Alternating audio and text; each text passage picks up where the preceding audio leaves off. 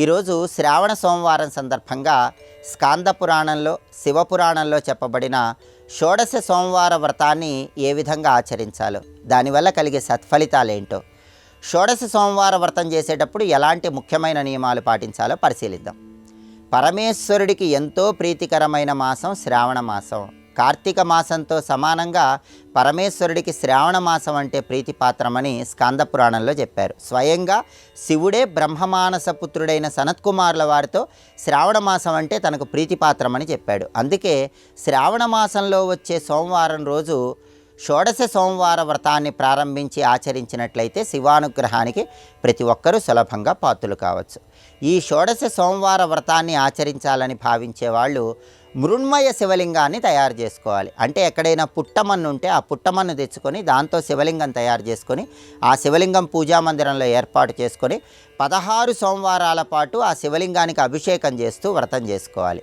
దీన్ని షోడశ సోమవార వ్రతం అని ఎందుకన్నారంటే 16 సోమవారాలు మట్టితో చేసిన శివలింగానికి అభిషేకం చేసుకుంటూ పూజ చేయాలి. అందుకే దీన్ని షోడశ సోమవార వ్రతం అనే పేరుతో పిలుస్తారు. ఇలా పుట్టమన్నుతో శివలింగం తయారు చేసుకోవటం వీలు కాని వాళ్ళు ఎవరైనా సరే పరిశుభ్రమైన ప్రదేశంలో మట్టి తెచ్చుకొని దాంతో శివలింగం తయారు చేసుకొని ప్రతి సోమవారం దానికి అభిషేకం చేసుకోవచ్చు. దీంతో పాటుగా షోడశ సోమవార వ్రతంలో కలశం తప్పనిసరిగా ఉండాలి. కలశ పూజ చేయాలి.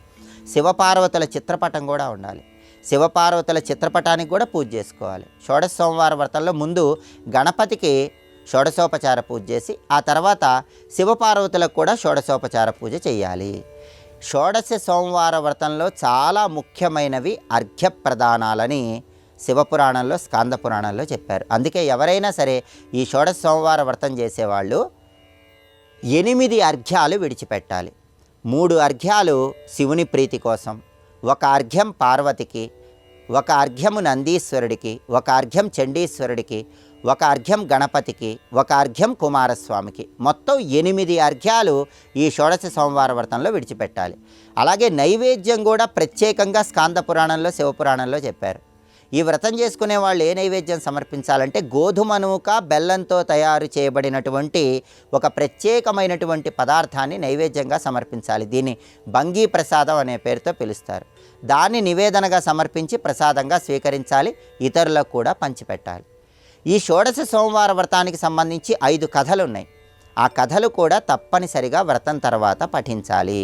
ఆ కథల్లో మొట్టమొదటి కథ పఠించినట్లయితే వివాహపరమైన సమస్యలన్నీ కూడా తొలగిపోతాయి.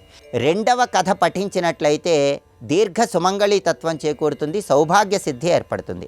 3వ కథ మార్కండేయుడికి సంబంధించిన కథ కాబట్టి అపమృత్యు దోషాలన్నీ తొలగిపోతాయి. 4వ కథ శ్రీకృష్ణుడి కుమారుడైన సాంబుడికి సంబంధించిన కథ. కృష్ణుడే ఈ వ్రతం చేస్తే సాంబుడు పుత్రుడిగా జన్మించాడు కాబట్టి 4వ కథ సత్సంతాన ప్రాప్తిని కలిగింపజేస్తుంది. 5వ కథ ఒక పూజారికి అనారోగ్యాన్ని తొలగింపజేసిన కథ కాబట్టి 5వ కథ చదివినట్లయితే గనక ఆరోగ్య ప్రాప్తిని సిద్ధింపజేసుకోవచ్చు. షోడశ సోమవార వ్రతం సందర్భంగా 16 సోమవారాలు మట్టితో చేసిన శివలింగానికి అభిషేకం చేసిన తర్వాత 17వ సోమవారం దాన్ని ఎక్కడైనా పారే నీళ్లలో విడిచిపెట్టాలి.